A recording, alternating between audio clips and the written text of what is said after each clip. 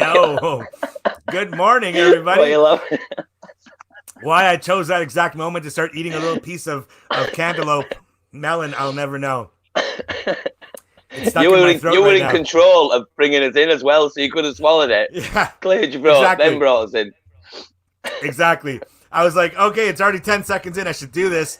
I've got this little piece of cantaloupe literally in the back of my throat right now. I can feel it like right here. It's not going down.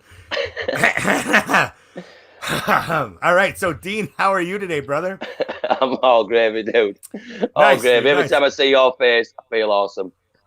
Oh, you not when you're joking, though. Get well soon. Yeah. I literally just coughed it up into my mouth and I'm re-chewing it now. That's awesome. Win. Yeah, that was a pretty big piece of melon. Welcome to Triple D, ladies and gentlemen. That's it.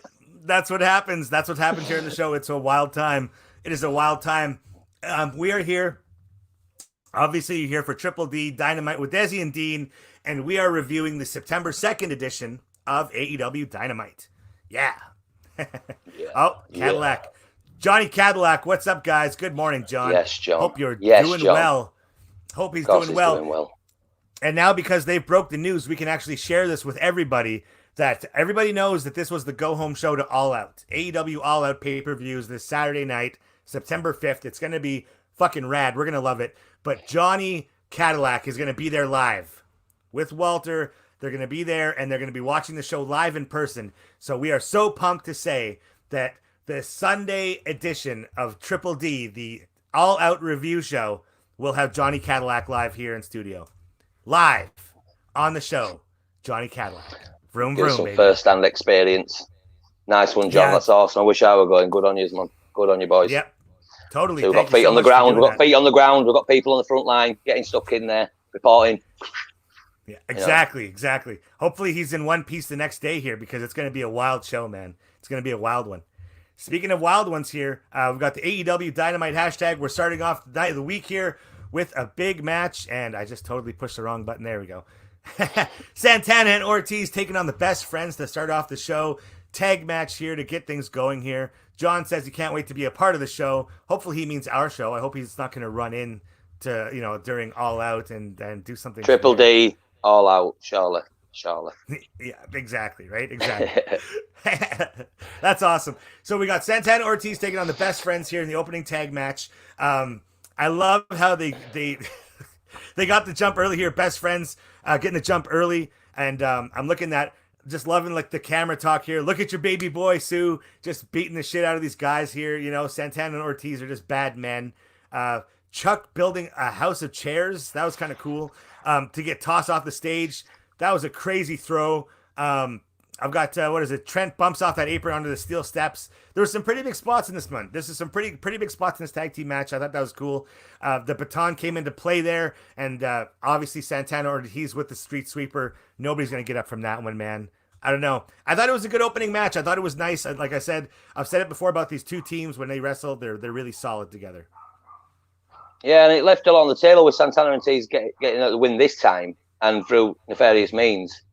There's more on the table, isn't there? This feud can continue. They can have a good battle. Jake barking away there. And I liked how, obviously, the chair mountain at the beginning, this was all before the bell. So this took Chuck out of the match for a while, didn't it? So for a while, we had a little 2-on-1 battle. And then when Chuck, he's still muted, that fella. And then when Chuck came back in, that's when Best Friends took control for a bit. And like I say, that the bump on the steel steps didn't look the most amazing, but that can't have felt great. You're still muted, dude. I can't hear you, mate. Are you unmuted or? Oh yeah, God, man, that was brutal. No, that was brutal. We are so professional. It's great, isn't it? Yeah. No, it was good, man. No, it was one of those falls where you just you looked, like you said, it wasn't the most spectacular, but just taking that fall from that height onto that steel could not have been fun at all, man. Well, I'm glad they're the wider steps, because you remember obviously they've got the ramp that goes to the ring now, so these steps are like at the side. Do you remember when Darby Allin took that sick powerbomb off Pac on the steps that are shaped like the ring post? No. Oh, and he landed. Oh, it was so rough, because obviously his body walked around the jagged, sharp, pointed steel edges, and his arm was shredded. So I'm glad this was a wider top step for a cleaner bump, which is still suck, but I'm glad that the sharp edges are removed. Oh man, But when we that's go, it'll brutal. be Okay, one interesting to second see here. whether they go. It's okay. It's dog kicking off. But Yeah, yeah, it's this like you dog's say, just good fucking opening to being the awful show. here. It's all Okay, right. one second. Jake's the star of the I gotta get show. this dog here. Jake is So Jake is, but we got our landlord outside here, and Jake's just being himself here. Cubs. Boy, this we're dog. so professional. But yeah, good opening to the show. Nice fire between them. I liked them being attacked before they else. So yeah, there's definitely more on the table as well. These two are these guys all in Battle Royal? I believe they are. Anyway, so I suppose it's up to me to keep waffling on. But one good thing I enjoyed, I liked hearing Excalibur back on commentary.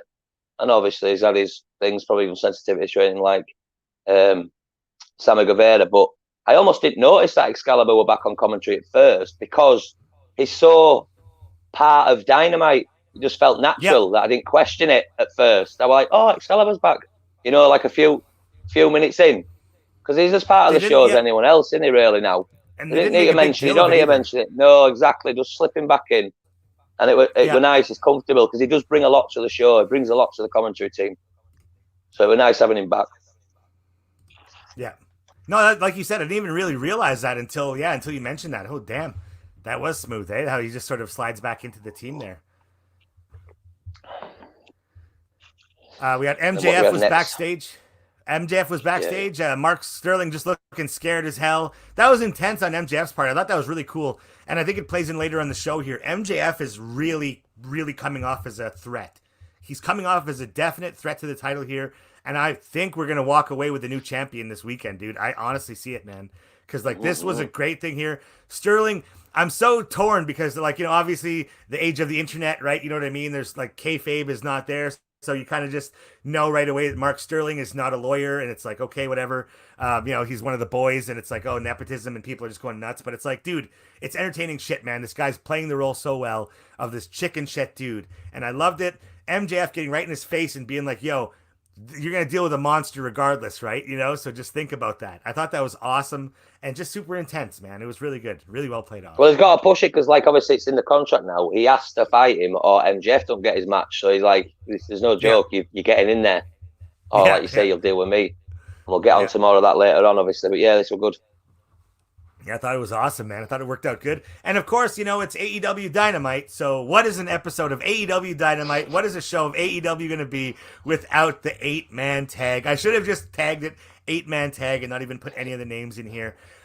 Of course, now this match had actual ramifications that are going to lead on. It's not just it is kind of a rando pairing, but it's also the winning team was going to go off and face each other this Saturday at All Out. So then when you sort of break it up like that, then it becomes kind of obvious right off the bat of, do you want to see SCU versus Private Party, or do you want to see the Young Bucks versus Jurassic Express?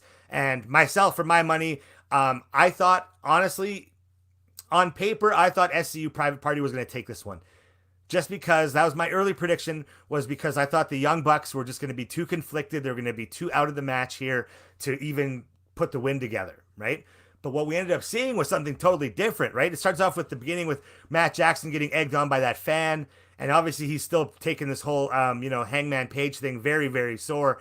So he poured out that beer on the dude. I thought that was a waste of a beer. But they said $1 for a beer? That's like $6 Canadian. That's crazy.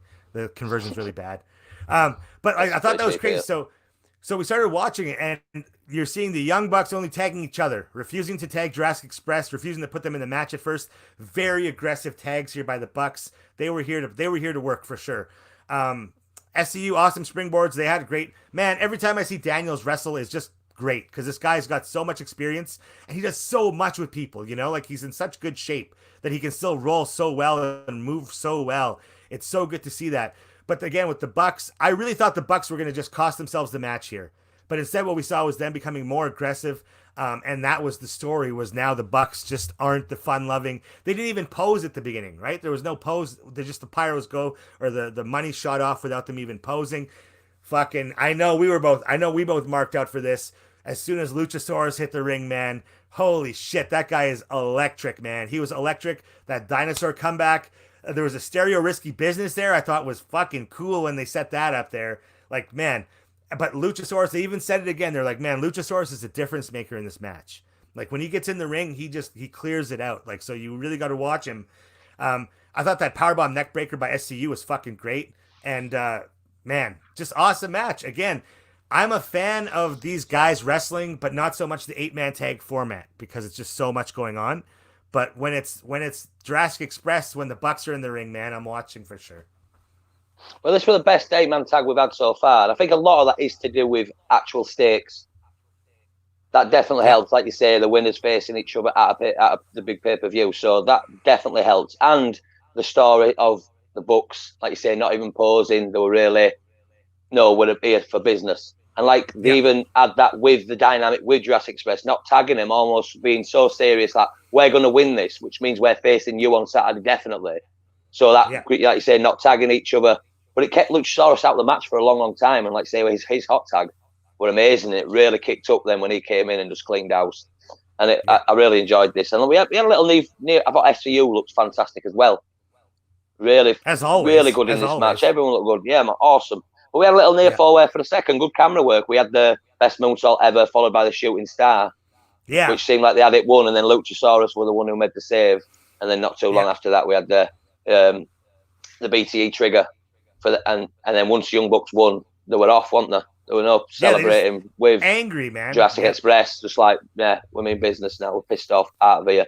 So I really enjoyed this. We've had a lot of 8-man tags, and this was the one that, so yeah, made the most sense. I had the most story, so I really enjoyed this. Well, I thought so too. Of course, we still have, for all those people who love 8-man tags, we have another 8-man tag coming up on Saturday. Don't worry, it's AEW All 8-man Tag Wrestling. Whoa. AEW All 8-man Tag Wrestling, dude. It's in the name, man. It's in the name. We had QT Marshall doing his little promo about that, saying, "Oh yeah, Bloods, these are my family." I thought, "Well, Scorpio Sky's your family, is it?" And like, it's like, come on. Anyway, let's not start. This was good. Exactly. This was good. So we got Jake Hager's got his own camera crew in the back, we're told. Jake's got his own camera crew, and he just walks into OC's. I would just love to see, and I know it's childish and inappropriate, but I'd love to see, maybe not a masturbation joke, but just some kind of like maybe the guy's changing or something, right? Because you just bust into his room, and he's just sitting there waiting for you, like the OC is just chilling, like no TV on, no book, nothing. He's just like zen by himself. And then I love how he just comes right up to him, sits next to him. He's like, Chris wants you at the ringside for his match tonight, so you better be there. And he just leaves. Thought that was a nice little piece backstage there. Leading up to, I like how he sat on his leg. I like how he sat on his leg, and then he pulled his leg up, put it on top, and he shoved it away. He's like, you better be there. This was for what it was. Nice little interaction. It was a nice little interaction, and that's the kind of stuff I like to see, right? It keeps it going because we see so much. And I'm not going to, I almost said, because we see too much wrestling on AEW, but it's great to see backstage stuff here. We had Tully with FTR. Again, those jackets are so fucking bomb. I want us to get jackets like that, man. It just says Dezzie and Dean on the front there, man. That's so, with the big logo on the back. Hell yeah, dude. Nice, like satin jackets. That's what we need now. Satin jackets. So, hey, everybody listening, Johnny Cadillac, I know you got deep pockets because your name's Cadillac. Just kidding. Just fucking with you, bro. So yeah, that's funny because Tully with that fire promo, man, building up his team, really just giving them that motivation, and then fucking with Dax there, Sunday we have all day to be sore because Saturday's the day we're gonna bring it. I love that. We could be sore all day Sunday because we're gonna bring it on Saturday, man. That was fucking good. All three of them were great when they spoke here. It's like you say, especially Tully, and I liked the 3 horsemen pose. Right at the end as well. Yeah.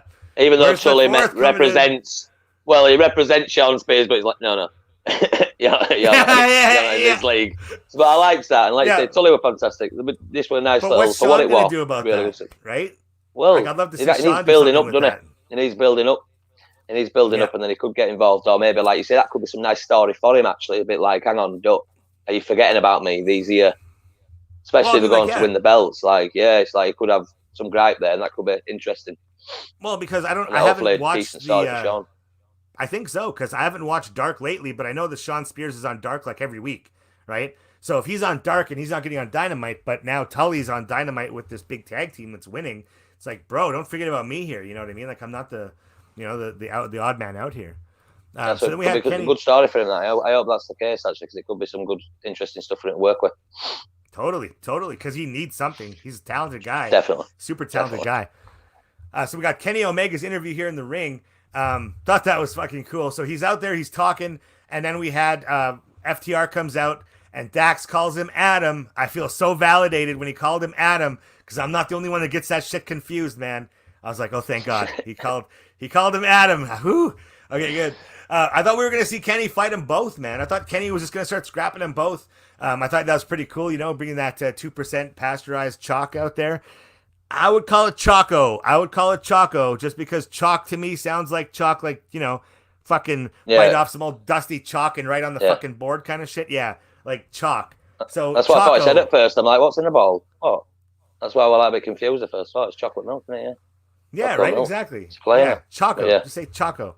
Or chalky, right? Chalky milk or something. I don't know. So much, not chalk. Yeah. Right. Exactly. We got Lise on the show here. Good morning, Lise. We love Lise. It's gonna be exactly, man. It's the family's all here now. Just waiting for Blue to wake up here, see if he will. Boys. Yeah, boys. So then I thought we were gonna see Kenny fight. Paige comes out, and wow, man, this is really some dynamic they got going on here. FTR just straight up saying, look, man, we played you. We didn't play you. You played yourself, essentially, We just sort of laid it out there. You played yourself. This has been unfolding. It didn't even need FTR. FTR was just the ones that push it over the edge. And so good just to watch this crumble, like just to see now that Paige is out of the Elite after being the Elite. And I'll touch on being the Elite. I watched a bit of it this week. And the Dark Order with their backstage shit, it's fucking... Have you seen it? Being the Elite? No, I don't watch it, no. Dude, it's fucking Dark Order, total comedy act. Anyways, I'm sorry, I'm getting fucking off here. But yeah, so there's so much happening here. I can't wait till they fucking just explode. When fucking Kenny Omega and Hangman Page just totally explode. Because right now, the belts are the only thing keeping them together. And once they're gone, once Kenny loses that gold, he's really going to go... Crazy Kenny's really going to come out, I hope. Well, yes, I didn't think they were going to go this way. I thought like he'd maintain his friendship with FTR. And that'd be the thing that got in the way of Kenny. So when I sat there... Yeah, they sort of left him out there as an outcast. Because when Hangman come out, his eyes were red. Almost like he's been crying over this. And for he looks 2 weeks. really conflicted in a broken match. Yeah, a broken man. So I thought this was... Yeah, I liked the Dickhead Hillbillies line. That made me chuckle from Kenny Omega about them too. And I thought the segment was really good. Because like I say, it wasn't the way I expected it to go. And I loved Hangman's performance. Like, he's a good... The acting, but on point. Yeah, it looks really conflicting because at the end when they had his belt and they gave him it back and he's got the other one and he turns when them two have gone. That was for Kenny to give him his belt and he's out of the ring just staring at him going, no, and walks off. So interesting. This I really like this segment. Yeah, it brings a whole new dynamic for me and it's like I'm excited for this match. Really excited for this match to see what happens. Like as a fan, just to watch and go where how is this going to end? Yeah, because I've got FTR winning surely, but how? What's going to be the thing that goes first? Hangman's head, Kenny going mental. What? Because Kenny still put it over. It was interesting how Kenny was saying, "Oh, Hangman made a mistake. He'll have to live with that. But one thing, we will beat you. We're still the best." So during that at the beginning of it, he's like, "Oh no, we still can put it aside to be the best." Yeah. But then, when FTR pointed it all out and said all these things, when he once stood next to him, just gives it a bit more spice. No, totally. I really want, because we've said it so many times that Hangman and Kenny are just so good wrestlers that they haven't lost the belts. They can't lose the belts. I'm just wondering if Hangman finally just gives up, right? If he just lets it happen, doesn't save Kenny, or something happens where they just create this opportunity and FTR just totally takes it. You know what I mean? But that's kind of weird because I'd like to see FTR win it in a full-on tag team competitive match and just beat them straight up. Clean match. We beat you guys. We're the better wrestlers today. And then they can go conflict from there. But I kind of see it getting a little bit fucky, and I see there being an opportunity for them to help each other out, but because they're not friends, they won't now, and that'll create more of a divide in this match. Like you said, I see FTR winning the belts, though, for sure. Lise here saying, it had me on edge. I thought Kenny and Adam were going to come to blows after FTR shit, for sure. Absolutely, man. It looked like they were going to, for sure. I think it was more powerful how it wasn't with him.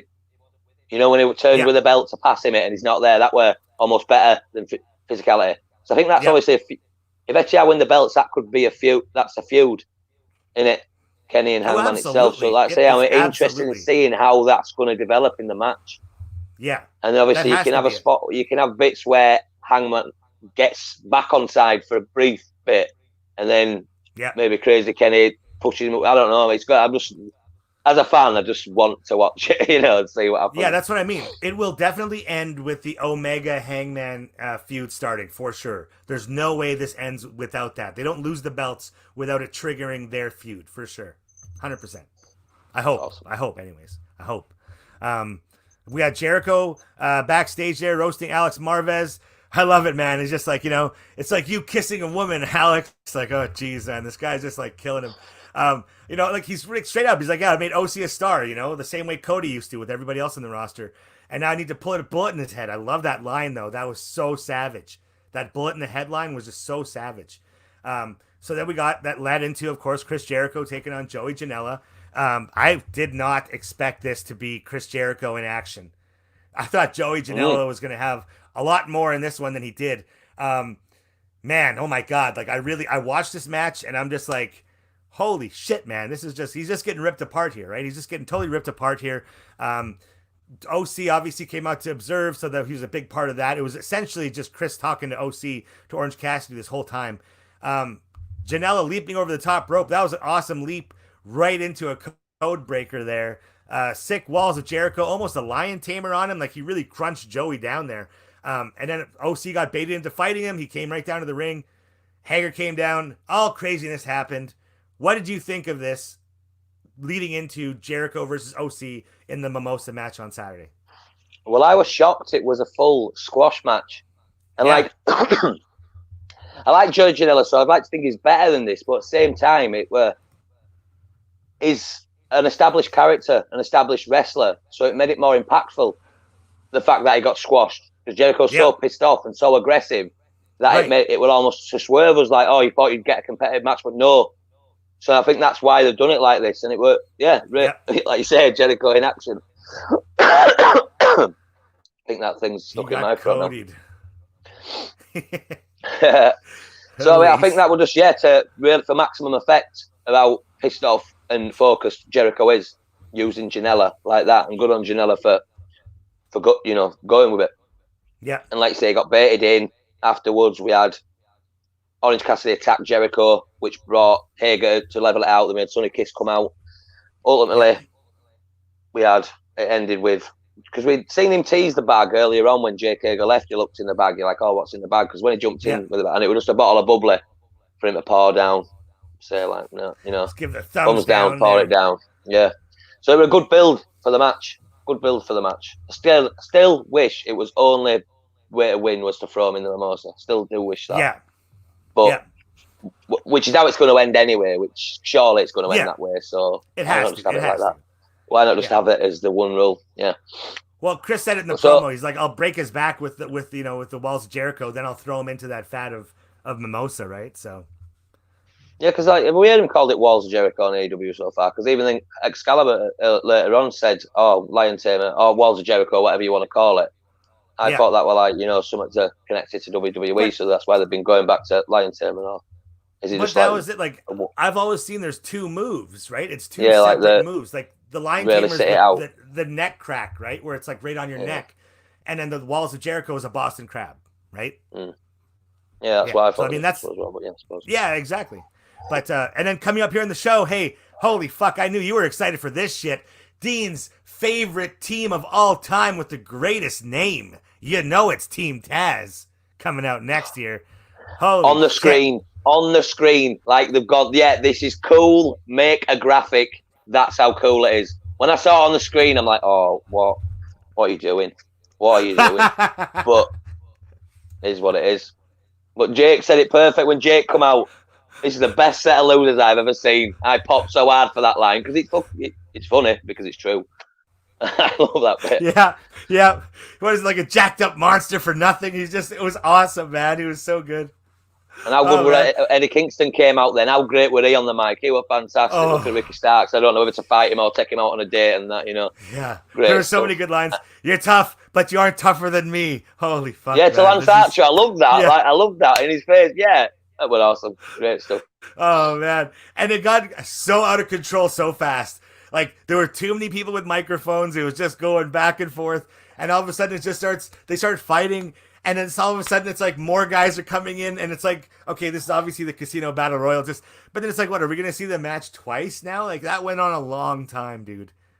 It went through the picture-in-picture, but I got the thing in, and that, for me, that was a mistake, because you've got to get them all out of there.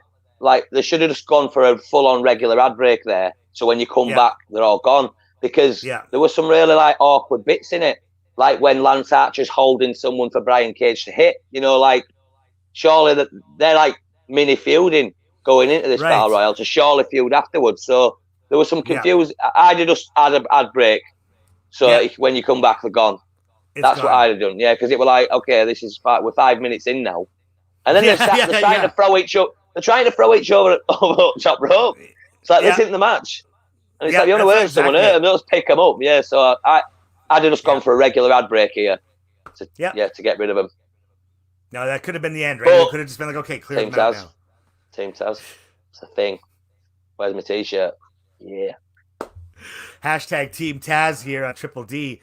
We're big fans of Taz for sure. Big fans. So Dark Order, we see them backstage. They're doing their thing. And again, I saw them on BTE. They were backstage. It was a comedy act, 100%. Like, they were full on going comedy act. I'm surprised they were swearing so much. It was crazy. They were just fucking swearing so much. Like, I don't watch BTE, like, ever. I don't watch BTE.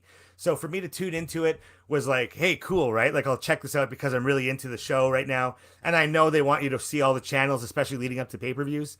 So I'm watching it. I saw a bit of it. And yeah, just fucking Dark Order. Super fucking... It was funny shit, though, for sure.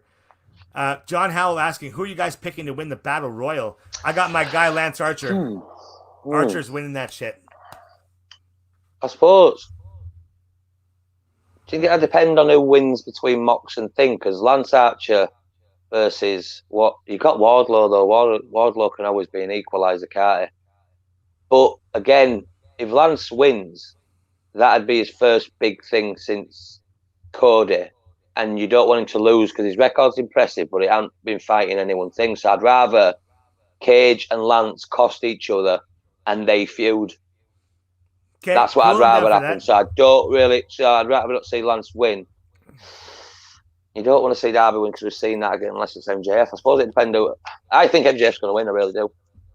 You think MJF's going to win the title? What? I don't. You know the title. I'm on about the title. I'm on about because like, oh, the winner's going to face. You know, because that just sort of change things. Well, that would exactly be it, right? Because then Darby would win if MJF's the champion. So it's hard to call. There's some good guys in there, isn't there? Yeah. Eddie Kingston, totally give it to him. Eddie Kingston, yeah. Eddie would be awesome. Eddie Kingston would be awesome. Just because we'll get to see him on mic a lot more. But it's part of this group, though, so they've got their own thing. And you know what? It's really hard to call that. Well, what about QT Marshall, though, bro? I mean, QT Marshall's got a chance here, dude. With Brandy in his corner, yeah, man. I'm down for that. Oh, Jesus. Oh, jeez. Lee's going to get a Team Taz shirt so she can wear it whenever she's around Dean. That is awesome. Team Taz all the way. All the way. John is bummed out there's no TNT Championship match on Saturday, but that's what happens when Cody loses the belt. It loses all of its attention and prestige. So it's become a shoulder piece. It just holds your pants up. Yeah. Yeah, exactly. All right. John, who do you guys think's going to win? Who do you guys think's going to win? Lisa's thinking probably Cage or Archer winning it, although she'd love for it to be Darby. And that's sort of what it comes down to in wrestling, I find. It's always here's who I think will win, and here's who I want to win, right? There's always the two predictions. Yeah, it's rare Eddie, actually match up. Eddie and Mox go way back, so if he retains, that would be awesome. Holy yeah, shit, I'll be well down for that. Crazy. Yeah. Wow, that would be awesome. And that's the cool thing about Moxley is Moxley has got all these battles in him that he could, like, so that's why I kind of want him to beat MJF. But at the same time, man, I'm also a fan of pulling the trigger when it's time to, and I think this is more than time to pull the trigger on MJF here. But who knows? Because I was also against Chris losing the belt. So, like, we'll see. I don't know. It's tricky. I think it's just to not mention him undefeated in singles competition. I feel like if he were going to lose, you'd mention it. It's not been mentioned at all about MJF because he always mentions it in all of his other feuds. Well, they talked about it later when they said that both men they're undefeated in 2020, right? So somebody's getting their first loss in 2020. I guess so, but I'm on about MJF. Hadn't really spoke about it, you know. So I think like they make more of a big deal of it.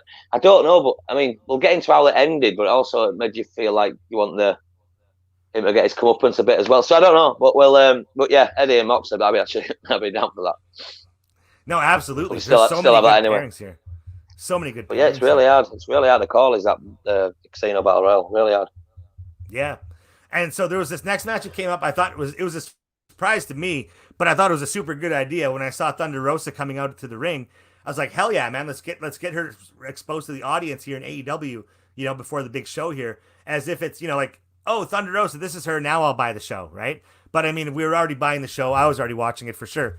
Thunder Rosa, so awesome though, seeing her wrestle in NWA. So to take on Serena Deeb, who's also debuting tonight, that was wicked, man. Like this was, I could right away. I thought, oh, Thunder Rosa's getting like a squash match. That's awesome. To give her a little bit of a rub here before the show. In action, yeah, in action, in action. Yeah, we've been programmed to think that means squash. Yeah. So, totally. But you hit the nail on the head a second ago when you said exposed. That's what I think this was about. We needed to see her for an extended amount of time for a match under Rosa. It wouldn't have done to just put her over like squash match. It wouldn't have done us any favours. We'd like to say we need to be exposed to an audience. Someone like me who doesn't really know her. This is what I needed. But I don't know if it was maybe too competitive. And especially when the commentators were putting over Serena Deeb like more than the World Thunder Rosa for a huge portion of the match. And that's obviously out of respect because of how long she's been in the business. But we're like, hang on, who you pushing here, sort of thing. Yeah. So, but at the end of the day, she grounded down and got the win. It was nice to, like I say, get exposed for at least 10 plus minutes, to get a feel of what she's about, see her move set, see what she's into. So you know what you're looking for and things. Yeah, exactly. Yeah, exactly. Man, my mouse batteries here. I'm so cheap. I refuse to get new batteries for my mouse, so I just keep flipping them around and then clicking it to make sure it works here. So rubbing them. Yeah, right, exactly. Just like licking these old AA batteries for nothing here. That's awesome. We saw Moxley come out there for his promo here. Oh, right, here we go. Even if Rosa only makes the 2 appearances, it was good for the women's division. Serena was solid. If we get more of her, it'd be a step in the right direction. That's so true. That's absolutely it. Because Rosa does bring that name. She brings that cross brand into it. So even if she is here short term, that's great for everybody.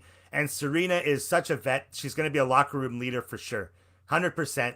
I mean, I'm not going to say it because I'm not going to fall into that pit here. But we know AEW's already got a really good locker room leader back there. So it's going to be good to have another one to kind of balance that out. Yeah, I think what threw me off is because we've been programmed to think. I know what you're going for. We've been programmed to think in action means squash. Yeah. So beginning when it were more that Serena had the edge, I'm like, hang on, am I missing something? And one thing I will say is the NWA women's title is awful. It looks like it's made out of plastic. It looks like a child's toy. No, I thought it was like a funeral. I thought it was like something you'd put on somebody's grave to be like they were a wrestling fan and, rest in peace, Dean. It looks plastic, the colour in the middle there. Well, that's not what it's about, yeah. But so I don't like that belt. Yeah. It's to each their own. But I definitely don't like the picture there. Oh, jeez. Dean gets the unpopular opinions here of the week with his slag on the NWA Women's title here. So we had Moxley coming out. Moxley did his promo backstage there. Again, Moxley, I don't want the man to lose the title just because of how good he is with that championship, Not that he needs the championship ever, but he's so good with it. It just makes me think like it's not the time. But then when will be the time? Because obviously he's got to lose it sometime, right? So, but he, like you say, pretty standard stuff from him. But he's awesome whenever he comes across, and like he is good, and he is good as champion. And I don't. It's still hard to call that MJF and things. I do really like MJF, and like it would be nice to mix things up. But when you see Moxley, he's so good at being champion. Yep. Exactly. And I'm not bored of him being champion either. It's not like I want him to lose because of that either. Yep. So it's a really difficult one. And I still can't call it. It's 50-50, you go ahead and heart and stuff. But I like when you can't predict, and I still don't know where that match is going to go. I really think MJF is going to win the belt for one reason, is because MJF is a future champion. He's had it written all over him from day one. It's just a matter of when. And I think with MJF, they weren't going to dilly around and have him fail a bunch of times and then do it. That's not the MJF story. The MJF story is when he goes for the belt, he wins it. I think they've been waiting for this. I think that by creating Jon Moxley as a strong champion, they've given him the big guys. They've given him Cage. They've given him good wrestlers. They've given him like all over the range to establish him as a good champion. But I don't think MJF is one of those opponents. You know, I don't think MJF is an opponent that you like, oh, he's a credible opponent, right? Like one of those kind of guys. I think he's a fucking champion. And I think when you get him in the title picture, you pull the trigger with him. And that's where I'm going with it. Yeah, I lording it over with the title as well. I'm undefeated. I beat your champion. And a lot of people would be shocked, like truly, mouth open, if he can get the win over Mox. And wrestling's about them beautiful moments like that. Like saying with the title going, I'm undefeated, I'm the man, and like you got to take it and get in everyone's faces. Yeah, he's got that attitude when he had that. Like, okay, I don't want to go to the end of the show here too much, but the image of MJF with that title belt is too beautiful to pass up. And it's so good. He won it. I can see him having the most reigns. Well, you know, in 20 years, he'll have the most reigns. Yeah. You know? Lee says she wants a screwy finish. She wants a screwy finish to the match so they can keep feuding. But then the Battle Royal kind of ruins that idea. But then when do you get the title shot? Isn't it just a future title shot, right? So maybe it's not right away kind of thing. Maybe it waits. Yeah, it could wait, yeah. But they don't fire pay-per-views out all the time, so, like, yeah. You could have the feud. And they don't mind putting big matches on Dynamite. That's what's awesome about it. Yeah. Yeah, we get some it's not everything waits for not everything waits for a pay-per-view, does it? Yeah, well, I mean, the pay-per-views are so far away too. They need to, right? Mm. You kind of have to make those big shows. Yeah, you have big shows in between, yeah. So yeah, well, it's awesome because I feel like there's never a real cross of this was a bad show versus this is a big show. They all kind of feel big, you know. I like that. I like that feel to Dynamite like that. We've got Wardlow as well, which is that you can always have the screw it. The Wardlow's. Yeah. Well, like I say, we'll come back around to that when we get to end the show before we start going too crazy on that. Okay, so this is something that we talked about before the show that we're both pretty steamed about here. Big Swole comes out. Big Swole's cutting her promo. Somebody's offering her a pizza, and she's like, I'm not falling for that. And then bang from behind, wicked crutch shot. We see Britt Baker in full form, and she's just taking the shit out of her. Super healthy, that wicked super kick, and hits her with the lockjaw. Swole is in trouble. Swole is in big trouble. It looks like this match is on. They're calling it tooth and nail. She wants her in a tooth and nail match. I'll take you in a tooth and nail match. And I'm like, great. Finally, Britt Baker is back, and she's going to be at All Out. It's time for the pre-show. What the fuck I can't believe this. I can't believe this. That is so fucked, man. To bring her back for the fucking buy-in, man. Why isn't the Young Bucks versus Jurassic Express on the buy-in? That's a match they made today, for fuck's sakes, man. They've been building this. They've been building this longer than any other match on the card. This has been going on for months. We've had segments every single week involving this. Britt Baker, supposedly the biggest female star under Brandy Rhodes in the company. Like, pre-show. Are you crazy? Like, this has been built all the time. We were saying, like, is it overexposed at the beginning? But it was, like, good that it kept... I'm blown up. Like you say, there's no in the Jurassic Express versus Young Bucks. It's not for anything. Yes. So... It's just a match, yeah. That's going to be a good match to get you excited for the rest of the show. Yeah. You know, proper pre-show, like what you want. Yeah. Man. Pre-show. No, especially if they got the Bucks... Obviously, the Bucks are conflicted. There's something else happening here. There's a story to be told down the road. I think something's going to progress in their story from this match with Jurassic Express. It won't just be a straight-up match. But put that on the pre-show, man. Put your biggest... Why wouldn't you have the biggest stars with probably one of the bigger impact matches? You know, we know how those teams can go. Why wouldn't that be on the buy-in? Why wouldn't that be the... Hey, everybody, buy our show tonight if you haven't already, because it's called a fucking buy-in, right? Like, buy into this with this awesome match. But like you said, man, it's just blowing my mind. I don't know if it's sexism or if it's just bad planning or if it's just what it is. It just seems stupid. It seems stupid. Yeah. The amount of time they've invested in this, and we've been invested in this. We're talking about Britt Baker and Big Swole every week since we started Triple D. We have. Yeah. You know, it just seems... This in WWE though, like everyone's going to watch the buy-in, you know. But still, it's like this. We still program that that's not as important as the card. Yes. So if you know, so it's like we don't see a lot of women on Dynamite, like Lee said it earlier. So, and then you put them on the, you don't even put them on the pay-per-view either. Yeah. Well, obviously we got the championship match. Obviously, exactly 2 women's matches. This was like, and Britt Baker, she's so involved in the show. It's insane that it's not. This is a bigger deal. And she's back. I hope she fights for that. I hope that's part of it. And I hope she cuts a promo on YouTube or something happens this weekend. Because they have like 5 different pre-shows. There's a pre-show, there's a countdown show, there's a second half of the pre-show, and then there's All Out on Saturday. And that's across YouTube, another platform, YouTube, and then pay-per-view. So it's crazy how much they're doing. I fucking hope Britt Baker pulls that and says, what the fuck is this? No, yeah, you know, I'm Britt Baker. Yeah, I'm Britt. I didn't come back here for this shit. You know what I mean? Because, like you said, we said it early on. We thought it was gonna be too far off because they said she was gonna be out for a half year or more. Fuck, has it been that long already? I don't think so. Maybe it has. We were guessing about whether she's fit because it felt like the building to this fight. So when she hit with crutches, she's like, yes, it's on. Come on, this is the match we waited for and wanted. Yeah, so I just feel. Take the fucking inflation right out of that balloon, man. Just you boys are too excited for this, Banks. Because this was here we go. Fantastic assessment to build a match. Go on, what's he saying? Oh, there we go. This is the only women's match where both women are actually signed to the company. But yeah, it's still just for the pre-show. Man, my fucking mouse is clicking out here all the time. My one nitpick with this. Go on, sorry, go on. No, go ahead. Tiniest nitpick, is when Big Swole, when she's first talking, we're like, oh, Britt's been ducking me and dodging me for too long. It's like, no, she's been injured. That's the whole point. She's been injured. She was in a wheelchair. She hasn't been ducking you. You've had hands on her. You've thrown her in bins. You've been interacting weekly. So I just thought that was a stupid line to bring it in, but then crutch over back, boom. Excitement for the I was like, what's in the pizza? Like, open the pizza box here. And then, what a waste of a pizza. Dead pizza. Open the pizza. What a waste of a pizza.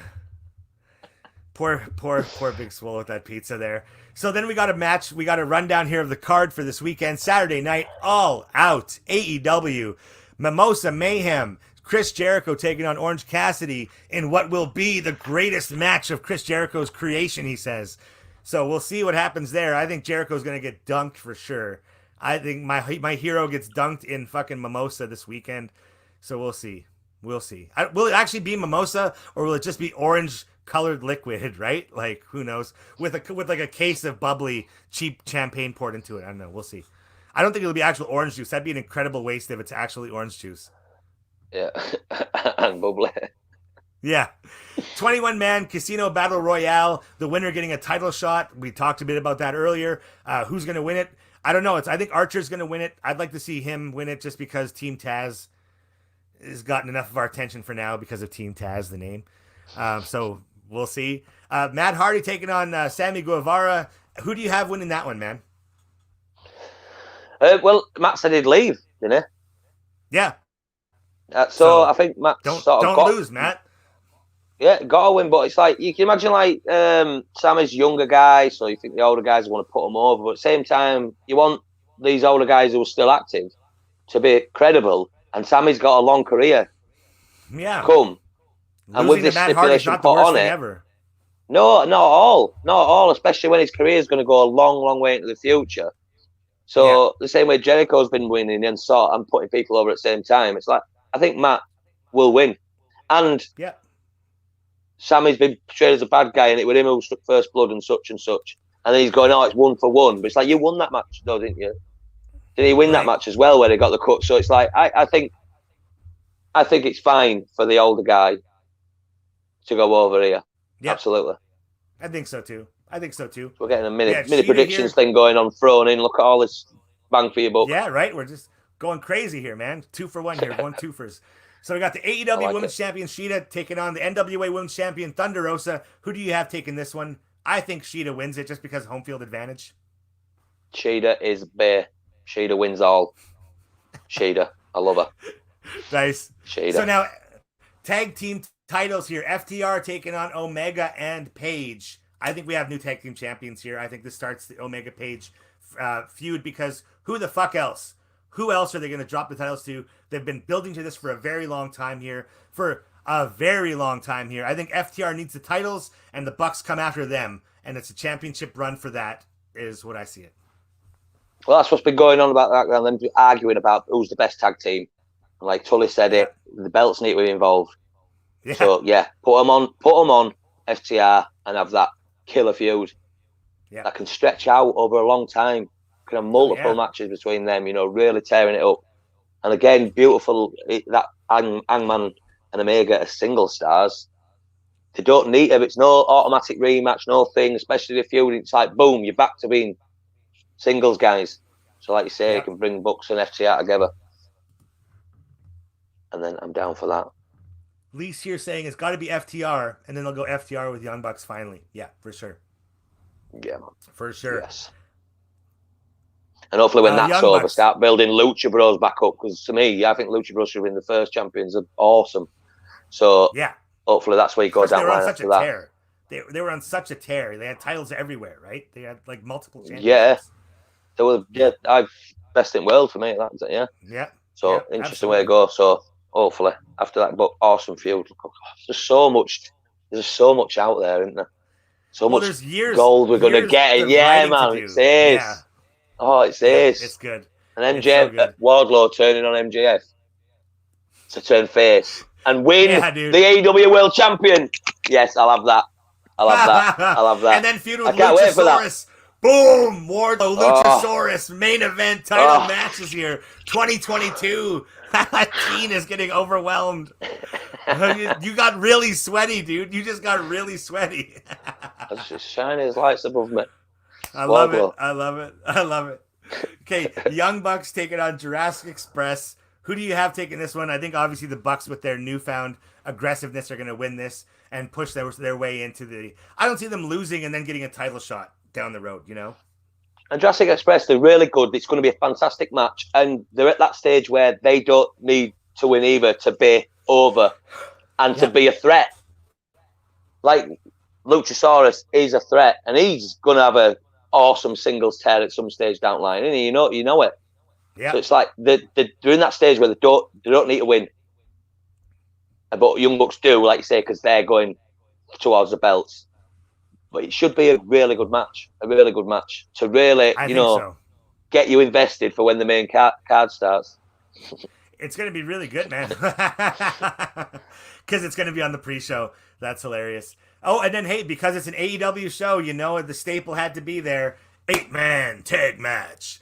Dark Order taking on the Nightmares. That's all I call them is Nightmares. And Friends. I figure the Nightmare family and Friends. Yeah.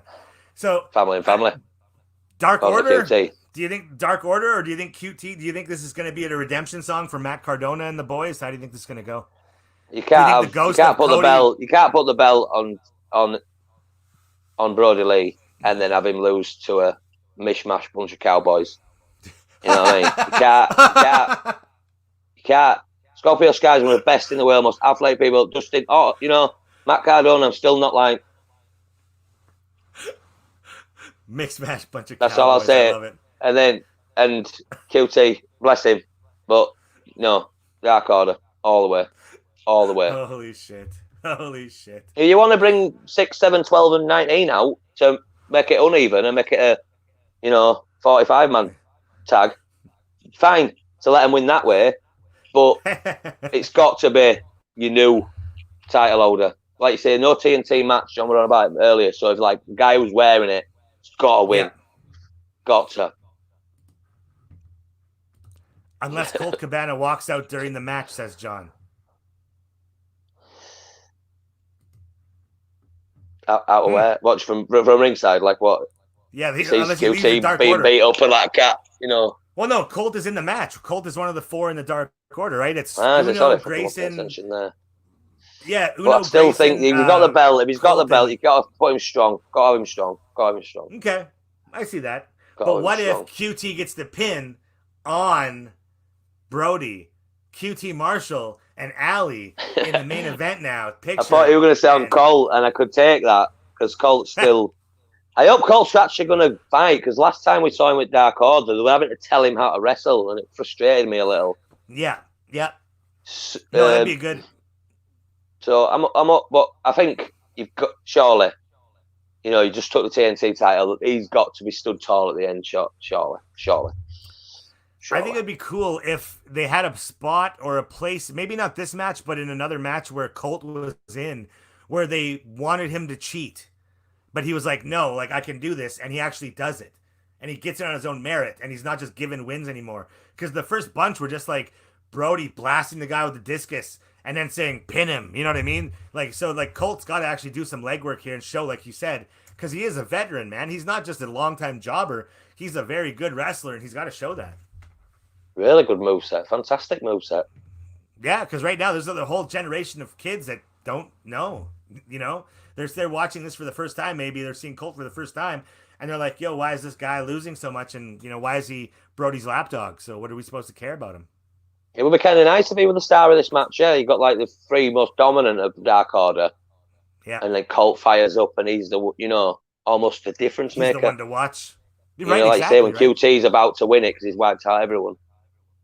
Colt comes and takes him off. You see the zombie of Cody. That's what I was saying. Cody makes a miraculous recovery, shows up, and helps his family win. I was thinking about that, but at the same time, like, please don't. Please don't. Yeah. Please don't. Cody, you know what to do. Cody, stay away for a little bit. Just stay away for a little bit. Come back. 2 weeks. So we can all love 2 you. weeks. We can all love 2 you. weeks. But I won't be surprised. I won't be surprised. He's got to come back and denounce Brandy. But that has put him back into a feud with Brody Lee, and I don't think that's the right thing for Cody to do when he comes back to be involved in that picture. No, Brody Lee should have a dominant run. Cody's got to be the Machine Gun Kelly of AEW. He took on the Dark Order. He took on Eminem and Brody Lee. And now that he lost so horribly, he's going to come back and he's going to change his gimmick. And he's not even going to try to go for the title anymore. He's just going to be like, oh, what are you talking about, TNT title division? I never wanted that. Oh, no, what are you talking about? And he's going to be wearing pink and shit, and his hair's going to be all frilled out. I want a humble Cody to come back, because I feel like it was his ego getting out of control. That Cody versus Dean at Full Gear. Oh, my God. Wow, John Howell just never getting his badge ever here. Never, ever getting the badge. That's funny. That is so funny. Kick the shit out of me. All right, exactly. Moxley versus MJF for the title.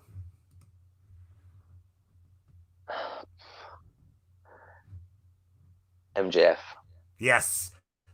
But I wouldn't care if Mox won because he's so good. I don't want Mox to lose because I'm bored of him or he's not good MJF is just so good. Yeah. They're both good. So that both was all out matches. What? The fucking mouse is just like, the mouse is really kicking out on me here. Connection lost again. I'm glad that I don't need the mouse to actually have a connection here, but it's funny that it just keeps kicking out on me just when I need it to. I think it's actually done now. I was saying MJF. That's what we're saying. MJF. We're saying that. It cost me out. I like it when I still don't know which way it's going to go, and how awesome is that for a world title match?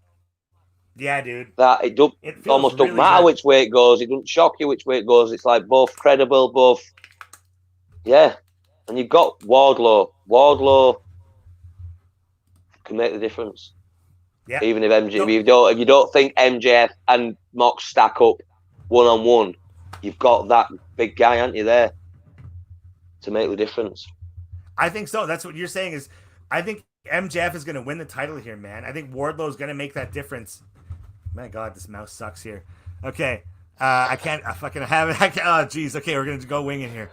Lise, I thought they were somewhere with the Cody ego thing, but that didn't happen. Yeah, they didn't pull the trigger on that whole Cody with the title ego thing, hey? They just kind of alluded to it a bit. They danced around it a bit like they do with the whole Nightmare Family thing, and then they didn't pull the trigger with it. Yeah, like the obsession, because I thought that was going to be a really interesting story, but like you say, it never went that way. Just like, oh no, he's just got an ego. yeah, he just got an ego. He's just high on himself. That's all it is here. So John says, cheers, guys. Excited to join you on Sunday. For sure. It's going to be fucking awesome. That's going to be a good one. Lise, oh my gosh. I'll be happy with either. Obviously, I love Mox, but I also love MJF. I don't want them to pull the trigger on him too soon and be like, okay, now what? Yeah, that's exactly it. Like I think WWE did that with the Fiend when they gave him the title the first time. It was like, okay, now he's got the title, now what? And they kind of lost that. I'm also not a fan of Bray Wyatt being used as a transitional champion. That's my WWF rant of the day here. I'll just leave it at that. The Hell in a Cell did me for Fiend. Yeah. That did, just killed it, man. Oh, it was brutal. That it's so. Yeah. Yeah, I don't even go there. Horrible wrestling memories. Right. Lise here. I want a long time feud with those two. Usually, whoever gets the upper hand on the go home show loses, but I don't think anyone's getting that feeling with this match, which is awesome. Yeah. Well, that's what I thought interesting. We haven't actually spoke about that match yet, but that was the thing at the end. Like, just jumped to it. MJF stood tall. It normally like, oh, you want your babyface champion to get the cup. Well, so let's talk about the main event here because my mouse is not fucking working anymore. So we got Moxley taking on Mark Sterling, the lawyer, in the main event, and Jim Ross before the commercial. This will be bowling shoe ugly. Next. I love that line there. And fucking Justin Roberts, Jon Moxley. Like, guy, fuck, man. Fuck, guy. I like that line. He's apoplectic. He's apoplectic. What does that mean? Thank you, Jim Ross. Thank you for asking the questions here. It means he's angry. Fucking Excalibur with the big words. What'd you think of the match? What'd you think of Mark Sterling's go-ahead? What do you think of his outing here against Moxley? Mark Sterling's fantastic. He's so good. Like, it's funny, since we started doing this show, sometimes I don't go hunting for the information. It's nice to be a fan, and I want my reactions on this to be, as a fan, absorbing it and what it made me think in the time at the moment. So it's like, it was obvious. As soon as he started talking, it's like, this guy is good. You know, the other week and that. He's really engaging, and he's on there with some of the biggest stars, and, like, he's got my attention. It was so good in this. He come out head to toe in pads, didn't he? Head to toe in pads, every little pad on every little bit. And I loved how he got on the mic before, and he's like, oh, I've been doing some practice, and my Wardy, as I call him, that gold, that was genius. That was so good, and Wardlow's like, fuck's sake, you know what I mean? It's so good. And like Moxie's like, you have a free shot, goes for eye poke, he's just toying with him, and this was really good. The match itself, I hope we see more of smart Mark Sterling. I really do. Even if he wants to keep the wrestling lawyer gimmick, you know, whatever. Yeah. And I sort of give me one comedy match with him and Wardlow if you want. I don't mind because he's that good and engaging. But they can just let him sort of disappear for a bit if he wants, and then I want to see more of him. He's so good on the mic. His performance here in this role was exquisite. Yeah, absolutely. He did it perfect. He's stepping round and the way he's sold everything like a superstar for what his role. It's like you get given a role and you throw your all into it. That's exactly it. That's exactly it. You're given a hand and you play it, and he played it so well, dude. Did you see how he took the paradigm shift? Yeah. He took that so well. Fully like extended body. Yeah. Well, obviously will be, but like awesome. I loved it. And then, did Wardlow attacked Mox then, didn't he? After the match, and give him 2 F10s, F20 up in here. That F20. Oh my god, that F10 is. I like the F10. I love that. Just. Yeah, I like the F10, and it just to like, oh yeah, Brock was the F5. Well, this is a bit bigger. Go further. I like it. There's an extra spin there. Yeah, exactly.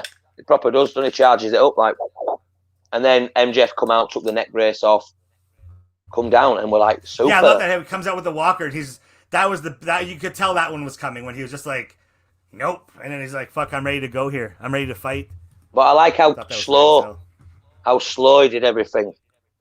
Unbuttoned his shirt, you know, like getting ready for the thing, and then just attacked him, got his ring out, smashed his wife beater there. Yeah, the whole look was good. Cut him open with ring, didn't he? Just going at him, he's rubbing the blood on his face.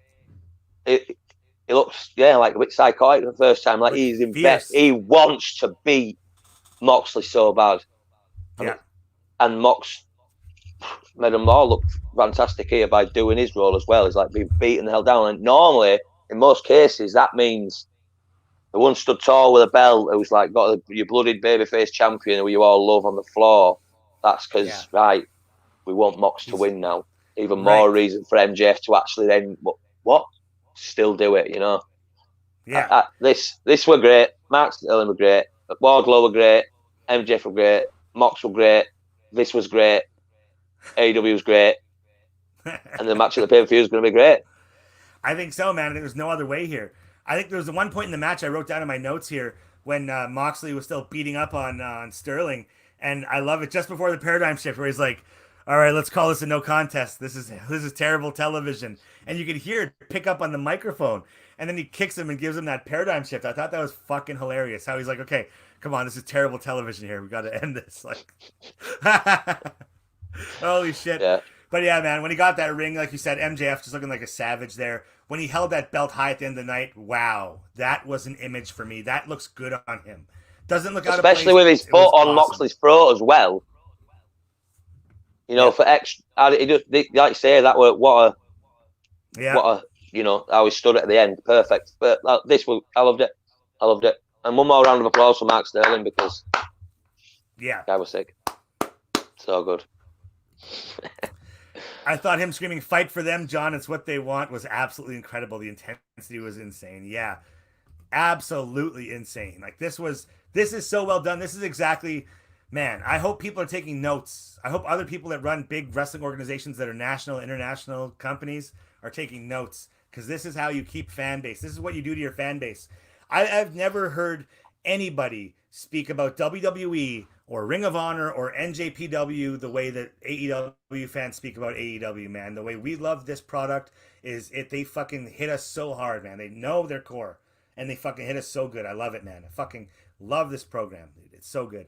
Even when I was like a big WWE mark, it was always like, oh, that was an okay show, or that was a traditional fucking WWE fuck up, you know? Like, why'd they fuck that up? But this has just been like, yo, the weekly show is great. The fucking pay-per-views are great. Even their fuck-ups are just they're laughable, because they're going to fuck up, of course. But on the whole, man, they're just blasting it, I think, man. Absolutely. I never tune out, not for even for a second. Like, I watch all, like, WWE fast-forwarding all the time through what you already know. Something's going to be boring and, like, pointless. And the stuff, you know, be paying attention. And not only now, because we're doing this show and you've got to take notes and such, that were before we started doing this. It's captivating. Sometimes I forget to take notes because I'm watching a match. I'll be like, oh fuck, hang on a second, and I'll go back. Damn it. Yeah, not fast forwarding, rewinding to watch again. Yeah. Okay, with WWE, I have Instagram, I have the social media feeds. So if I see a thing on WWE, like right now on WWE, I'm following The Fiend, I'm following Alexa Bliss. That's what I'm following. So I'll watch SmackDown, but fast forward for that shit. Or I'll watch Raw for Raw Underground, some of it, because I think it's a bit entertaining what they're doing with the angles there. But a bit entertaining. But that's exactly it. It's not full on. I can't say, oh yeah, man, fucking Raw Underground, I fucking love it, because I don't. You know what I mean? I could say, hey, fucking Deadly Draw Tag Team Tournament, I fucking love it, because you know what I mean? But like, bad example. But really though, AEW on the whole, I fucking love it, man. It's awesome. I love it like I love you, Dean. A lot. I love you slightly more than AEW, which just shows how much you mean to me. Wow, dude. Shows how much you mean to me. But it's awesome. Like I say, I've got passion when I'm watching this. It's like you're involved. You're involved in every character on it. There's no dull character. No matter what they're involved in, how long they're on it for. It feels like it's growing all the time as well. I'm like, what a fan base! What a fan base! I love it. I love it. Yeah, it's absolutely great. I love you. I love Lise. I love John. I love all yous. Anyone watching? Olivia, shout out. She only watches. That's all three of them. Yay! There we go. Got him. Lise, I had to rewind to listen to Mox say "go fucking nuts" before MJF started pounding him. We weren't supposed to hear him, but it was great. That's awesome. When you just know that you're just in the moment, or they're just fucking like, "Hey, go ham on me here," because they're gonna bring it. But also, that's Mox anyway. Like, even if enduring a beatdown, a real beatdown, he'd probably say that to you. So that's cool. Take it. Yeah, go nuts. Whatever you think. Go nuts. Just come on, hit me, fucking. Is that all you got? You know, like, just come on, just go more.